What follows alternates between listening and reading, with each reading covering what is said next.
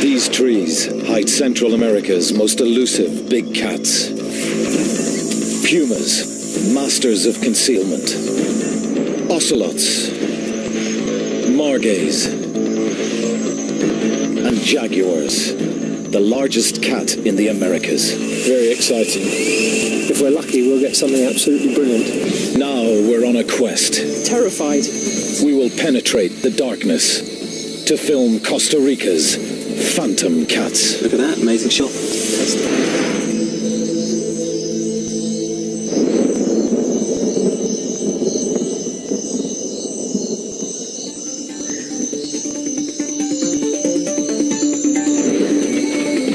We've assembled a crack team, and we're hot on the trail of the forest predators.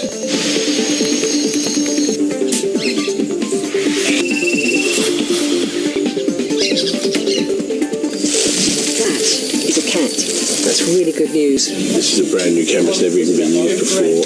Why is it scary? No, I'm sure it's fine. You've still got it. There's something quite big walking around underneath the tower. I'm just trying to see what it is. Has a mind of its own a lot of the time.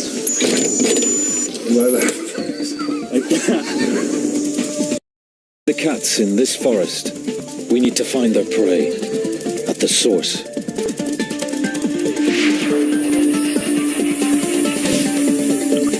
In the hottest months, drying riverbeds lead animals straight to shrinking waterholes.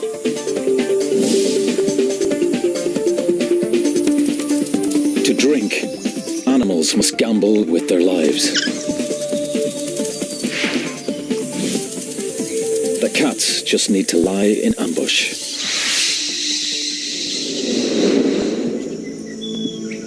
These hidden pools are a perfect place to meet cats. After dark, most active.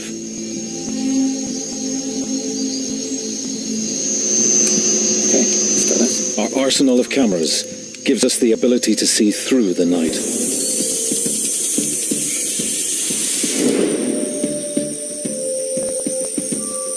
The Starlight camera takes available light from stars or moon and magnifies it, allowing us a cat's eye view of the forest.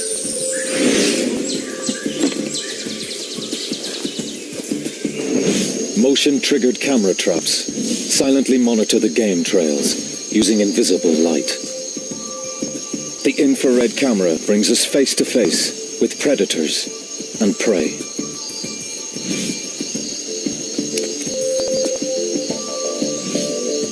Warm-blooded mammals can't hide from our thermal camera.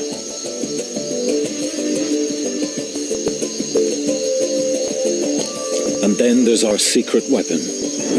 A cable 18 meters above the forest floor, silently carrying remote cameras to the action.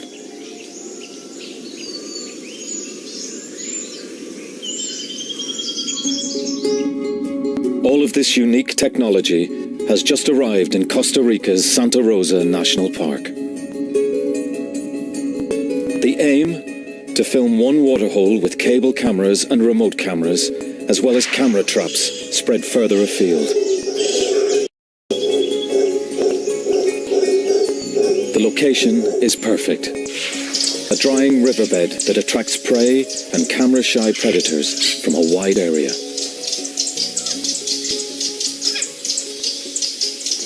But it's a very ambitious plan.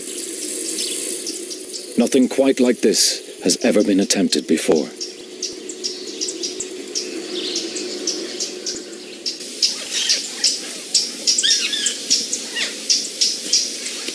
"50 years ago, most of this land was pasture, and ranchers shot cats on sight. Now, Santa Rosa and the surrounding area is one of the most important natural refuges in Central America, and the daytime forest is full of life. But the life we're looking for is normally concealed by trees.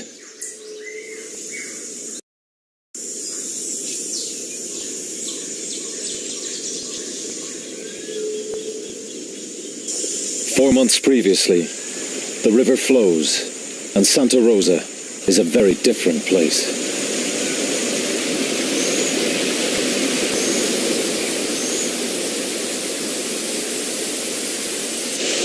Martin Dorn and cable expert Tim Fogg are greeted by the heaviest rain in decades. The river is much higher than usual, so just getting around is a challenge.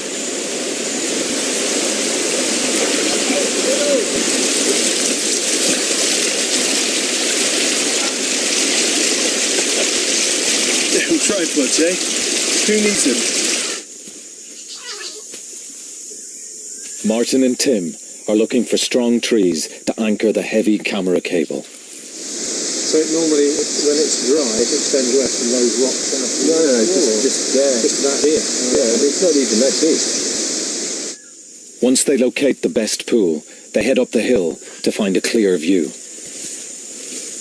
They soon realize there's no tree strong enough to support a cable, so they'll have to build a steel platform to take the weight. I mean, let's just establish that it's possible. You know what I mean? Yeah. Or what, because we might say, well, the only way to do this is we have to have 20-metre scaffold. At the other end. Yeah. Yeah. Well, that would be a bad thing. That would be a very bad thing. Yeah. Yes. Yeah, lots is possible. Always the question is how much time and effort. Getting the cable across this valley is one of the toughest challenges Tim's ever faced.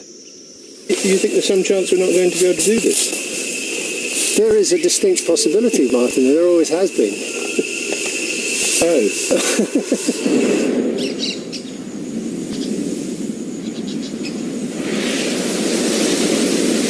The dry season winds drive water out of the forest.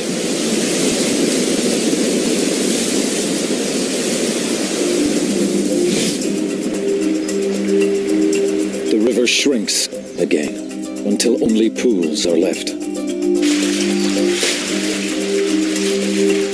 That they have.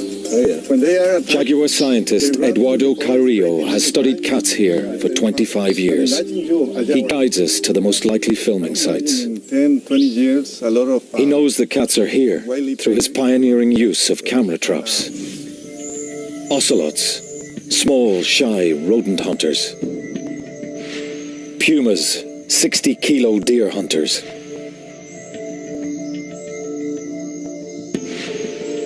And jaguars, the biggest cat in the Western Hemisphere, yet one of the hardest to see.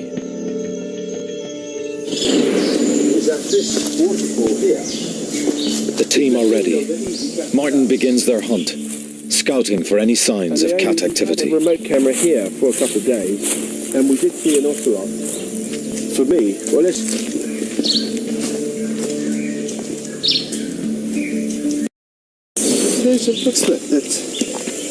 What's that? That's a cat. Yeah. No, perfect. It's an ocelot footprint. Good eye, Martin. Really good eye. Downriver, camera woman Justine Evans finds her own evidence. Look at this. That is a cat. It's large. That's a puma or a jaguar. That's really good news, because we've got about 4 different pools here to choose from, all within a kilometre stretch, and to see some evidence of a big cat coming into this particular pool is a really good sign. It's time to build the overhead camera rig. Everything needs to be carried in by hand.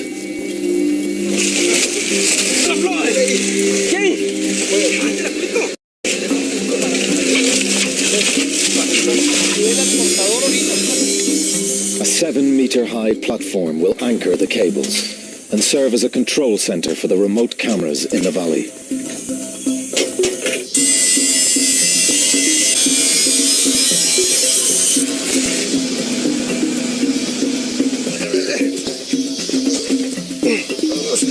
The steel cables arrive. Carrying these 150-kilo weights to the site is just the beginning.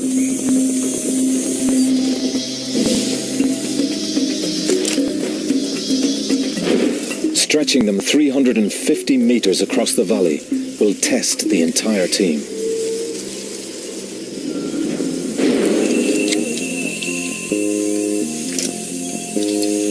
One, two, three.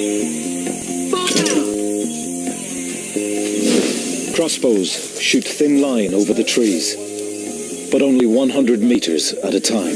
Yeah, I can see it. I just paused up again. This is just getting worse and worse, really. Then we must untangle the line before firing the next length. Fire! It's a major challenge, and everyone's feeling under increasing pressure. We sure we want this? Why is it scary? I know, I'm sure it's fine. You've still got it. It's still going back to I the know. tree. Nothing scary about it. My confidence has gone since I couldn't open the box. Yeah, I'm chuffed with that bit. Yeah, I am. I get chuffed with each bit. But as I say, then you go, oh God, the next bit. Because the next one, the cables are getting heavier and heavier. The pulley systems are getting bigger and bigger. We're into big winches and things now. So A week later, we finally get the line across the valley and into position. Now the team needs a volunteer to zip line down the cable and clear away branches. Jim Spickler has a head for heights. Pretty exciting. Continuing on, I got about 100 meters completed. Got about 200 more.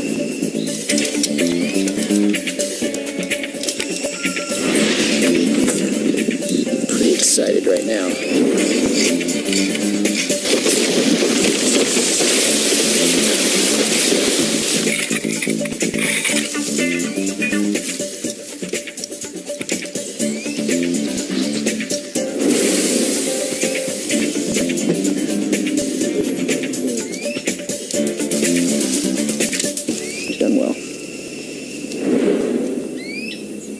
The cable is ready for action. The dry season tightens its grip, and the pools are shrinking fast.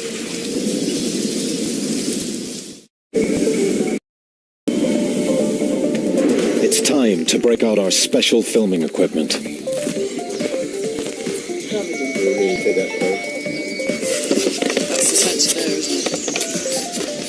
Among our most important tools are the trap cameras. They detect movement and record automatically. We want to set them in the forest as soon as possible.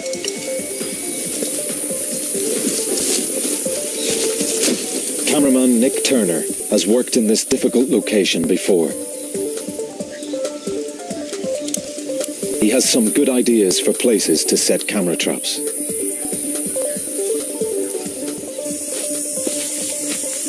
They'll offer a fascinating window into a secret world.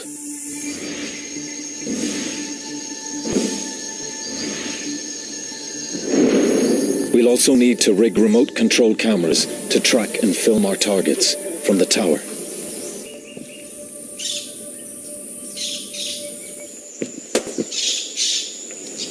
The camera will move on a dolly suspended from the cable, at our command,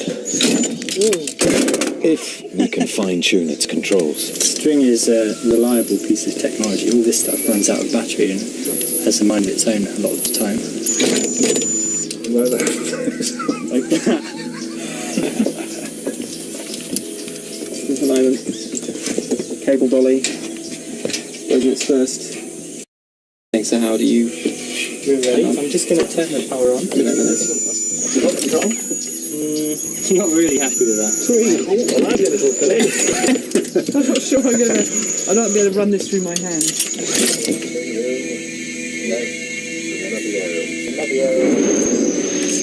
With the gremlins almost under control, we can start looking for cats on the move.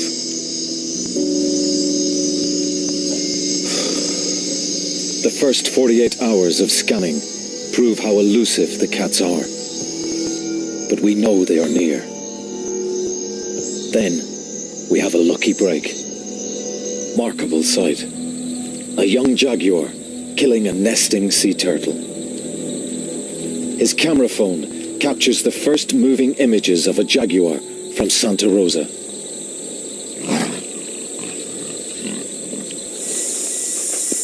The next morning, Justine visits Luis to gather clues about the jaguar's movements. Hi, Luis. Hi, nice to meet you, Justine. Luis thinks the jaguars travel between hills inland and the beach. He's And one of the best routes is along our riverbed. Oh, great. Turtles come ashore to lay their eggs under cover of darkness. And sometimes a jaguar is waiting. It uses powerful jaws to puncture the turtle's skull, killing it quickly. Louise takes Justine to the area. If the jaguar returns, a trap cam will be waiting. Once the lid's closed, we can leave it running for 2 months. Back at the tower, news is good. Got your camera running? Yes. The dolly's working well now, and there's no wind. At least we've got a camera in position, so if anything does happen, we can see it. As darkness falls, the night shift prepares for another mission, making sure everything is safe and secure. Okay, let's go with that. We need to level the head as well. If it fell off the cable, the first thing that would take the full weight of all this on the top, the 2 cameras on the bottom, there'd be probably about 50,000 quid's worth of stuff in it.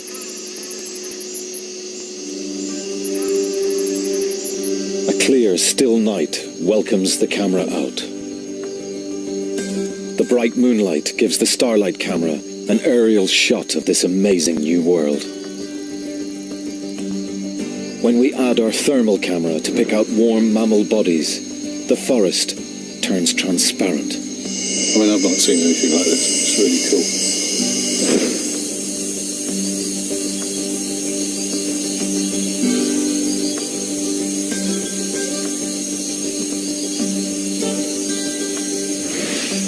Stop there.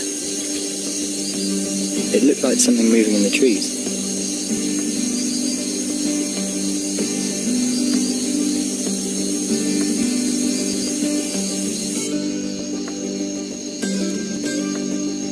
Exposed rocks retain the sun's warmth, outlining the course of the dry river. There's definitely something down in the riverbed. Slow down, stop.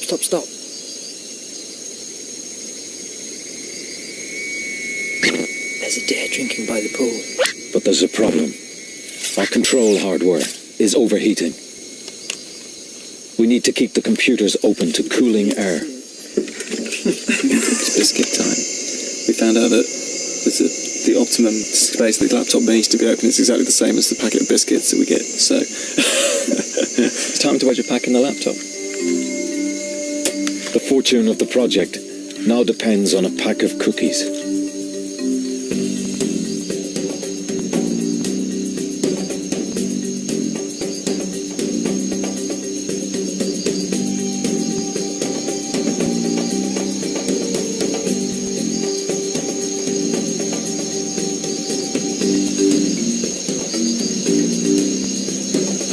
Even see, a thermal image under that press. First time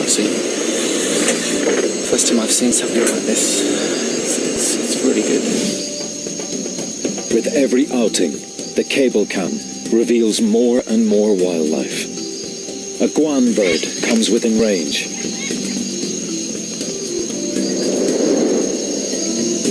We capture an elusive tree porcupine creeping through the branches.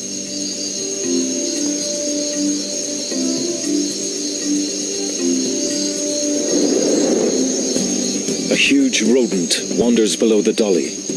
It's a paca, a very rare creature in Santa Rosa.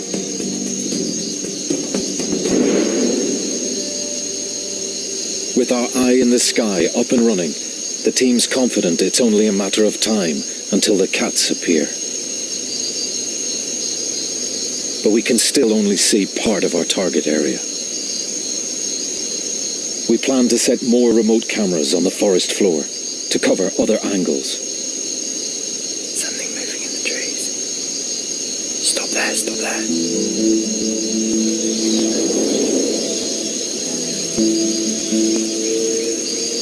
As moonlight gives way to sunlight, the daily roasting of the forest continues.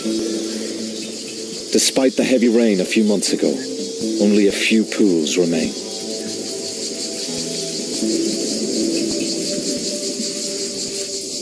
It's now 40 degrees in the shade, and the monkeys are feeling the heat. They keep to the few green areas of forest left, where they can still find moist fruits to quench their thirst.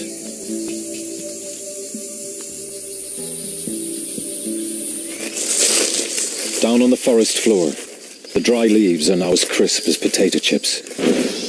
The cats are more likely to use our riverbed for silent stealth. It's the perfect time, but there are problems with the remote cameras. He said, I realised it was going to be, this heat was going to knock out the cameras like it did actually. Can the camera traps withstand the soaring temperatures? Hey, Tapir. That's great. That's a fantastic shot. That's fantastic. That's a really good one. It's a great shot. Weighing in at over 300 kilos, Baird's tapir is the largest land animal below the United States. These distant relatives of the rhino use the same paths daily to water, but they are hardly ever seen.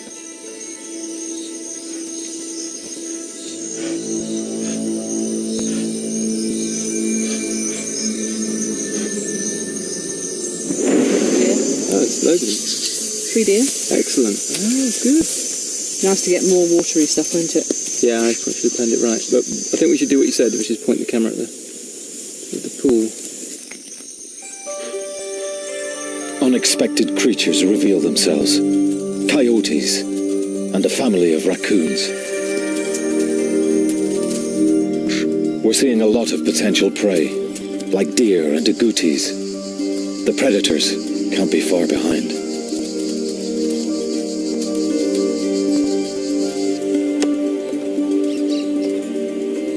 Oh my god! It's a puma! It's like there's no doubting that shot. There it is. It's our first cat. The most widespread cat in all the Americas. The puma. Its 60-kilo weight can bring down almost any animal it wants. Eduardo's studies show that it's mostly after deer. So the cats are here. And we've more camera traps to view. That is unmistakably a jaguar.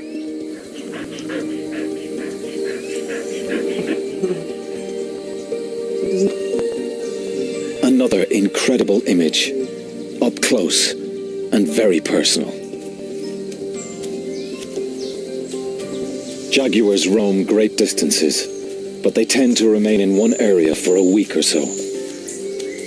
Which means there's a good chance we'll see this cat again.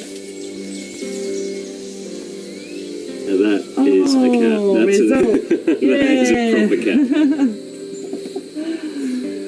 Howard put this one in. Later that night, we mount the starlight and thermal cameras on the cable.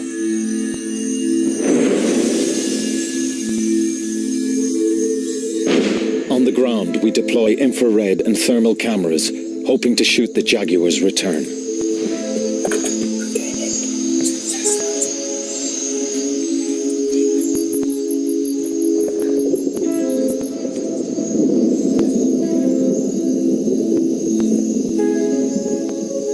Within minutes, the thermal camera locks onto a moving heat source. Stop that, stop that. I think it's a deer. That's the deer. It's heating. Moving that.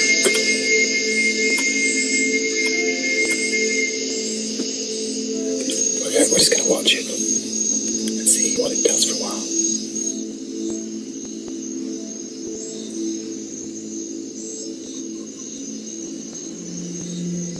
The deer looks like it's coming for a drink.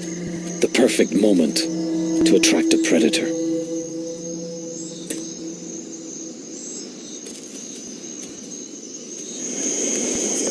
Something coming in. Let's slow down, stop. Oh, it's a tapir, I think.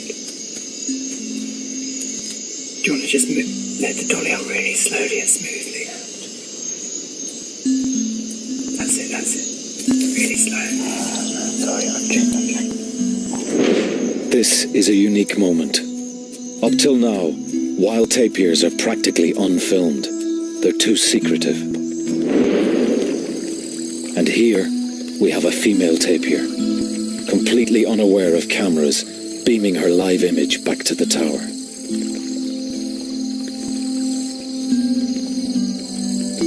It's a fantastic chance for the crew to observe new behaviour. We've seen a tapir walk down and start bathing, which is awesome. I wasn't expecting it at all. In these dry conditions, tapirs need water daily and use regular bathing spots. This is now the only pool for miles.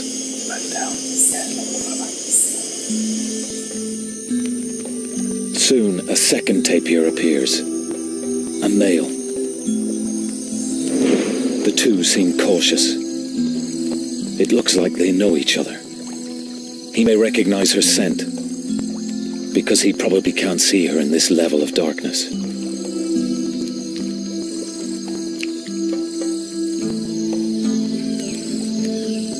Our infrared and thermal cameras give us an intimate view of one of Costa Rica's most mysterious creatures. Their gentleness hides a different nature. Hunters say that a threatened tapir is very dangerous to humans and cats alike. Even a big cat might think twice before ambushing this peaceful scene.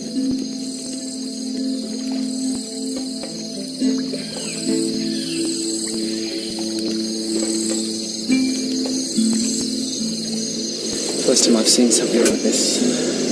It's really good. Nice.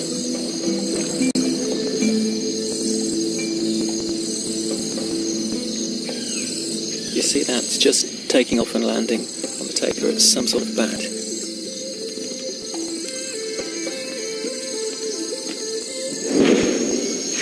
That can only be a vampire. It's drinking blood. The crew now realize they're in vampire country and may be targets themselves. There's bats everywhere. I think they must be here for the deer. From the ground-based thermal camera, it looks like the deer are also in the vampire sights.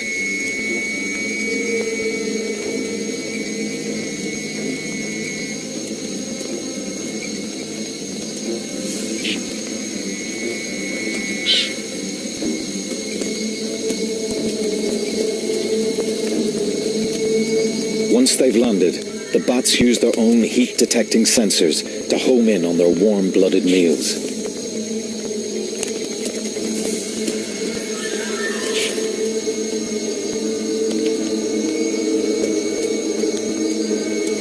But the deer can hear the hopping vampires.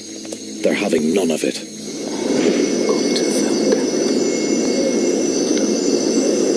On the remote camera, Nick notices a mysterious shape glowing in the bushes. Well, I don't quite know. It's in amongst the branches. Yeah, there's something, isn't there? There's a hot spot back there. Something through those branches. It's definitely a cat, but I just can't see what it is.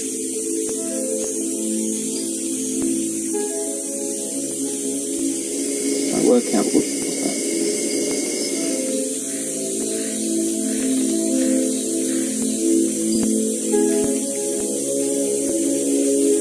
A rustling toad attracts the cat's attention.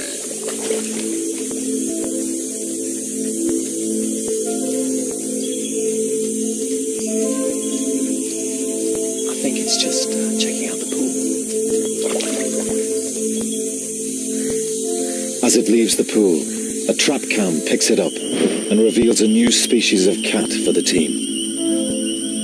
It's a male ocelot patrolling his territory. They prey on rodents, even monkeys, but stay well hidden when the big cats are around. It's a fantastic sighting for the crew. Another mystery cat of Santa Rosa. So it looks like we've got a cat. We're on a high. Then, disaster strikes. That's really dramatic news from Nick that the cable, one of the cables has collapsed. The overhead cable let go of its moorings, plunging our cameras and dolly 6 meters into the trees below. The cameras could be destroyed. We'll have to release tension. But it could have been worse. This was the cable that Jim was climbing on only a few hours ago. And it could have come down. I mean, he wouldn't have... Like a vampire, the Starlight camera's light-sensitive lens will burn out at sunrise. It's just going to climb, or do you think we should just try and get the angle of this right? I'm going to pull it back and just try and re-engage it by rolling it down the hill. No, they don't need ropes. The team must send someone up into the canopy to rescue the stranded camera. The rig survived the initial impact, but if the cable collapses further, the project will be over. I think after this, take the camera off and lower it down. The dolly is stuck. The knots come apart. As night turns to dawn, the crew face one of their greatest challenges. Could you just gently pull just put tension on it, just gently pull it. We just want to see what happens now. Down towards the end. Yeah, it's never going to get to the end of the friction. To get the dolly down, we'll have to dismantle it in mid-air, a piece at a time. You need more tension and more slack up there. Try and get to the end of the strip, so... That's entirely unfair. It's subjective. I believe... The process is painstaking and dangerous. Unfortunately, the pulley's going to be on top of me as well. By early morning, the last sections are safe. But it's a mess, and it'll take a couple of days at least to put it all back together.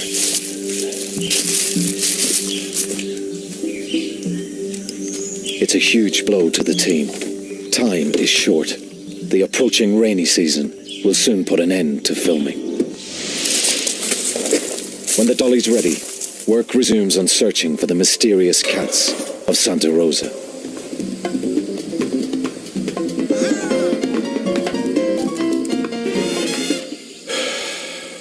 This is tremendous fun.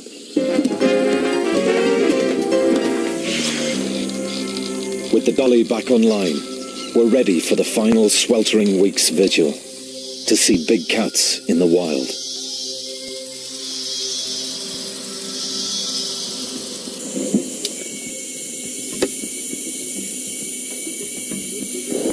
Turn it clockwise.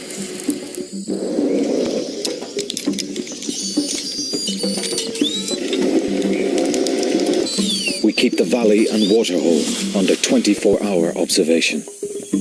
But in the searing daytime heat, the cats are keeping a low profile. Oh, there's a heron. It's back.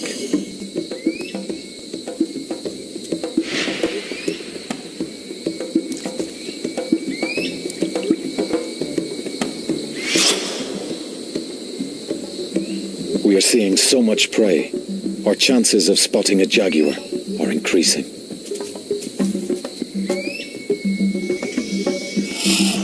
The trees have now lost most of their leaves, giving us a clear view along the riverbed. Take one off. Okay, right. Let's go further down. Yeah. Our window of opportunity is finally open. Say when. The temperatures reach 45 degrees in the shade. If animals want to drink, they must come here.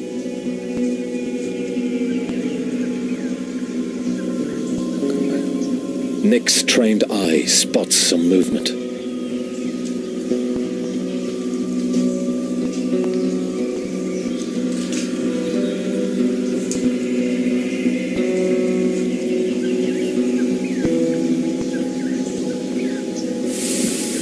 It's a puma, right by the waterhole. It's looking over towards the waterhole. I'm still running.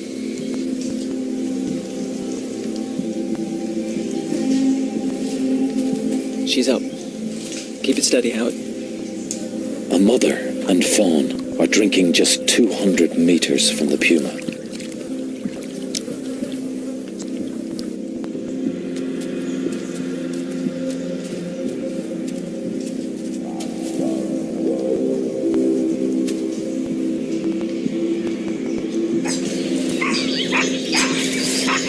Suddenly, monkey alarm calls fill the air. The mother deer isn't taking any chances and leads her fawn to cover.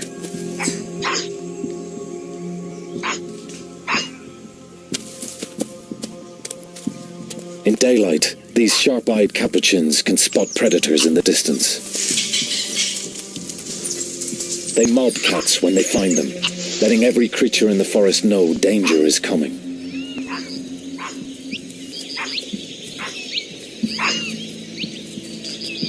These alarm calls are one good reason why cats prefer the night.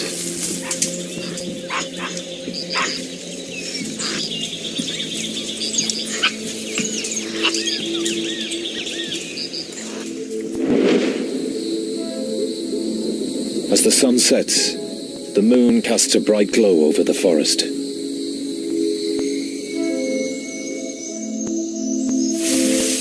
Up in the tower, the crew prepare the Starlight camera.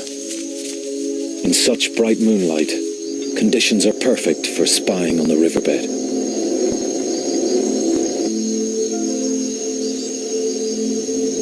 Quietly and carefully, the team ease the dolly out over the trees.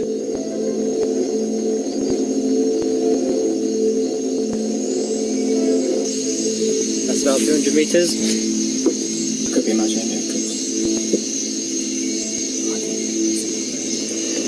We've just found a deer with a thermal camera, and it's in the forest. And it's about 100 meters from the waterhole, and it's just sitting in the bushes and not moving at all. It's just been grooming itself. It's very dark at night, so I wonder if it's just it's a strategy for surviving a dark night, just to sit still in a thick bush and not move. Creeping through the forest, this deer could be taking a chance.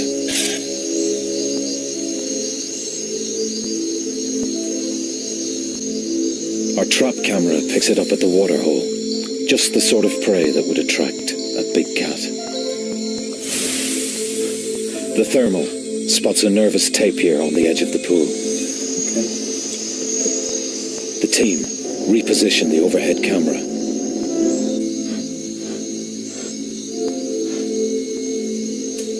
Something unseen startles the tapir. Just run at something there. He's turning around.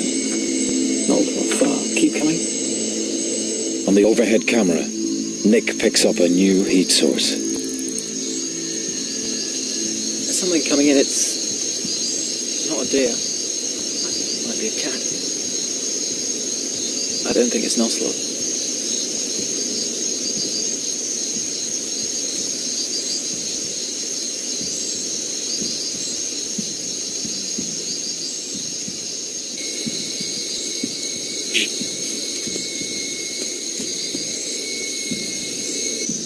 It's a puma, and it's on the prowl. Yeah. Deer alarms sound in the distance. The deer listen intently.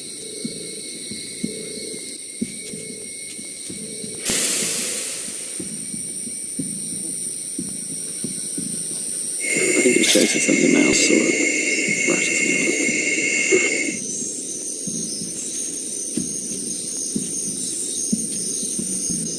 It looks like it's stalking down the riverbed.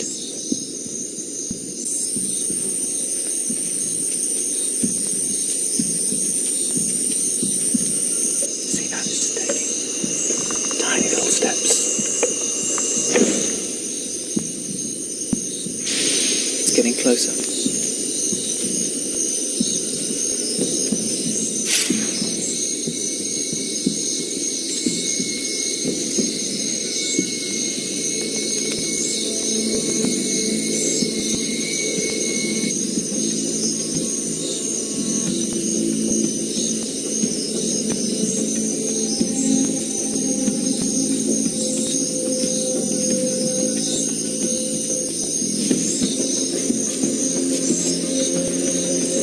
The puma is within striking distance.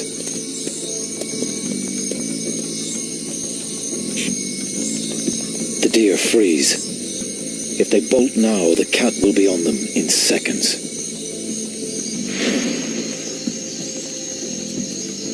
I can just see him through the branches.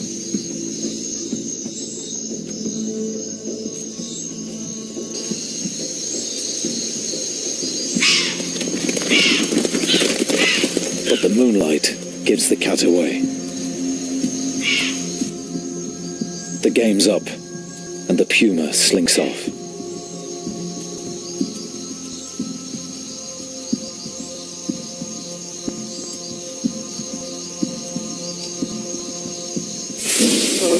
Just went on and on, didn't it? Went right under the cable. I know. Better go and save it now. Back it up. Back it up. Right, it's back. I think that's cause to celebrate. It is, yeah. It is. I might have a beer. The 6 a.m. beer. Yeah. Excellent. God, thank God for that. I thought I had gone. Going home.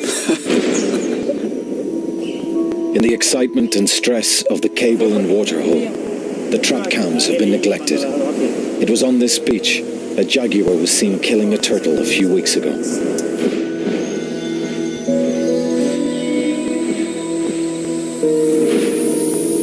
Nick rushes back to camp with some good news.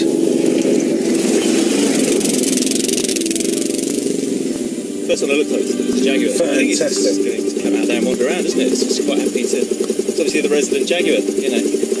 What, male or female? The trap cams have recorded more jaguars. That's it, we've got a jaguar. There's a jaguar there, yeah. I'm not going to high-five you because I said... No, that is absolutely awesome. Yeah, it's good. Martin calls in jaguar expert Eduardo to share our success.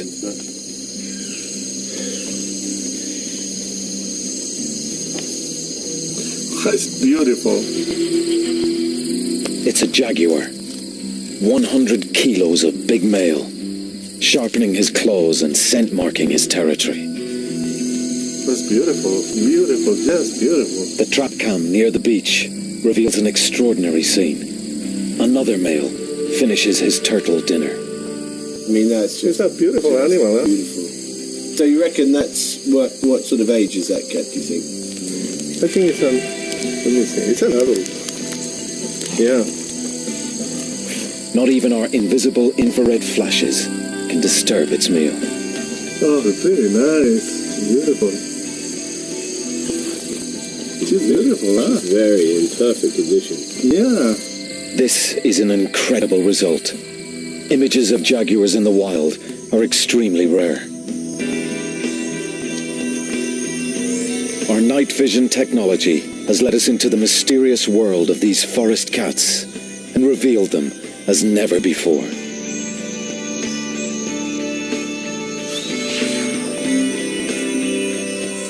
The final camera trap holds the biggest surprise.